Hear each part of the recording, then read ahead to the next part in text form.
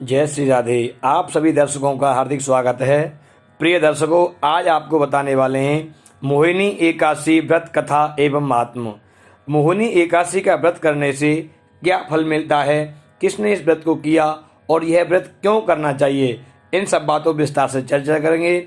जो दर्शक astro point YouTube channel के माध्यम से पहली बार जुड़ रहे हैं वो चैनल को सब्सक्राइब कर लें, लाइक करें और शेयर करें। आज आपको बता दें 23 मई 2021 को बहुत ही पुण्य और संयोग, एक दिव्य संयोग बन रहा है।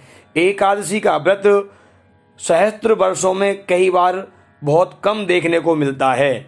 आपकी उम्र में शायद ये पहली बार देखने को मिल रहा हो। आपको बता दें त्रिस्पर्शा एकादशी पड़ रही है। मोहिनी एकादशी त्रिस्पर्शा एकादशी के दिन यानी कि 23 मई 2021 को दशमी के बाद में एकादशी, जब एकादशी आई तो उसमें एकादशी का महात्मा, फिर द्वादशी का महात्मा और कुछ क्षण के लिए त्रयोदशी भी लग गई।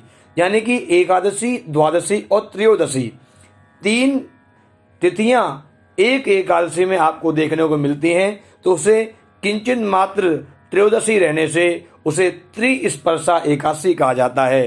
प्रिय दर्शकों, आप सभी से निवेदन है, आपके घर में जितने भी लोग हैं वह सभी लोग आज के दिन अवश्य ही एकादशी का व्रत करें, क्योंकि अपने जीवन में आपने जितनी एकादशियों का व्रत किया है उनसे पूरे जीवन में जो फल मिलने वाला है वह त्रिस्पर्शा एकादशी का फल व्रत करने से प्राप्त हो जाएगा। तो आप सभी से निवेदन है, वीडियो को आज ही अधिक से अधिक लोगों को शेयर कर दीजिए।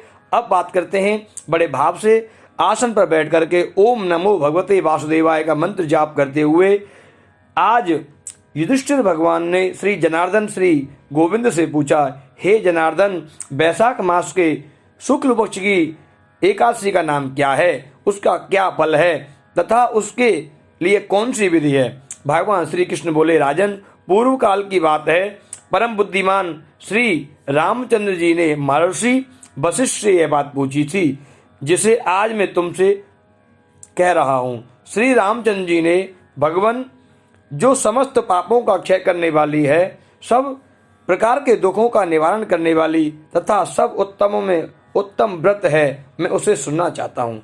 इस प्रकार वशिष्ठ जी से निवेदन किया।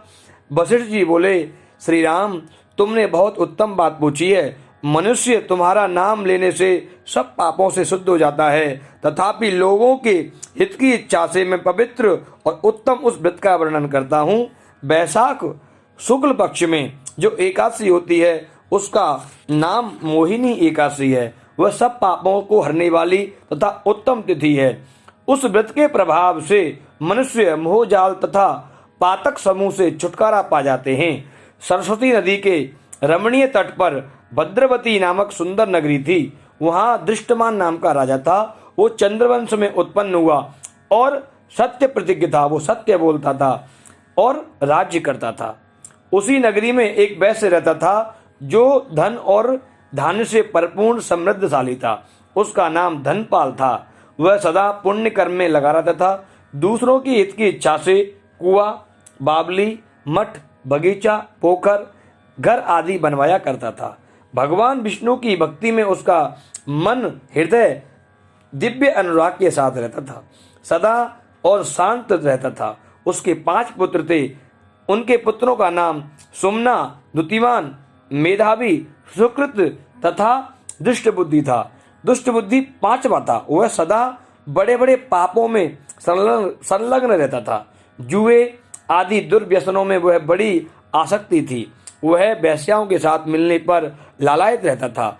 उसकी बुद्धि ना तो देवताओं के पूजन में लगती थी, ना ही पितरों में तथा ब्राह्मणों में उसका कोई सत्कार नहीं था। वह दुष्टात्मा अन्याय के मार्ग पर चलकर पिता के धन को बर्बाद कर रहा था। एक दिन वह वेश्याओं को अपने साथ घुमा रहा था। उनके गले में बाहों डालकर चौराहे पर घूमता हुआ जब देखा गया तब पिता ने उसे घर से बाहर निकाल दिया और बंधु बांधवों ने भी उसका परित्याग कर दिया। और वह दिन और रात दुखों में, शोकों में डूबता हुआ, कष्ट उठाता हुआ इधर उधर भटकने लगा। एक दिन किसी पुण्य के उदय होने पर वह महर्षि कौंडिन्य के आश्रम पर पहुंचा। वैशाख का महीना चल रहा था। तपोधन कौंडिन्य गंगा जी में स्नान करके आए थे। दुष्ट बुद्धि शोक से भाव से पीड़ित मुनिवर कौंडिन्य के आश्रम पर जाकर हाथ जोड़कर सामने खड़ा होकर बोला, हे ब्राह्मण, हे दुर्श्रेष्ठ, यदि मुझ पर दया रखते हैं तो कोई ऐसा तप कहिए जिसके पुण्य से मेरे सभी पाप मुक्त हो जाएं और मुझे मुक्ति प्राप्त हो। कौंडिन्य बोले, बैसाख के शुक्ल पक्ष में मोहिनी एकादशी प्रसिद्ध एकादशी है, तुम उसका व्रत करो। मोहिनी का उपवास करने से प्राणियों के अनेक जन्मों के किए हुए मेरु पर्वत के समान भी पाप नष्ट हो जाते हैं। वशिष्ठ जी के कहने पर श्री रामचंद्र जी महाराज का कहा हुआ यह वचन दुष्ट बुद्धि ने प्रसन्न चित्त मुद्रा से बड़े भाव से व्रत किया। उनके कौंडिन्य के उपदेश के विधि पूर्वक मोहिनी का व्रत पालन किया।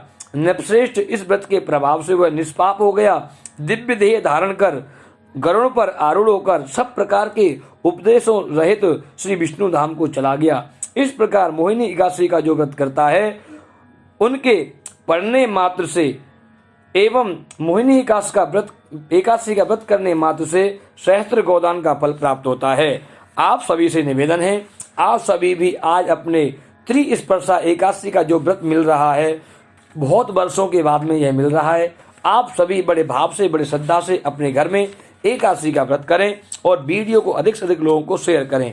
अब आप सभी एकादशियों का नाम बोलेंगे। सबसे पहले जया एकादशी, उत्पन्ना एकादशी, उत्पत्ति एकादशी, मोक्षदा एकादशी, सफला एकादशी, पुत्रदा एकादशी, षडतिला एकादशी, जया एकादशी, विजया एकादशी, आमली एकादशी, पापमोचनी एकादशी, कामदा एकादशी, वरुथनी एकादशी, मोहिनी एकादशी, अपरा एकादशी, निर्जला एकादशी, योगिनी एकादशी, शयनी एकादशी, कामका एकादशी, पुत्रदा एकादशी, जया एकादशी, पद्मा एकादशी, इंद्रा एकादशी, पापांकुशा एकादशी, रमा एकादशी, प्रबोधनी एकादशी, कमला एकादशी, कामदा एकादशी। बोलिए एकादशी मैया की जय। ओम नमो भगवते तुभ्यं वासुदेवाय धीमहि। ओम नमो भगवते वासुदेवाय। आप सभी से निवेदन है, चैनल को सब्सक्राइब कर लीजिए। अभी सिर्फ 2% लोगों ने चैनल को सब्सक्राइब किया है, इसलिए आपको अगर सब्सक्राइब करना नहीं आता है तो आप अपने बच्चों से चैनल को सब्सक्राइब करा करके घंटे के निशान को अवश्य दबाएं, जिससे आने वाले सभी एकादशियों का महात्म आपको सबसे पहले प्राप्त हो। धन्यवाद।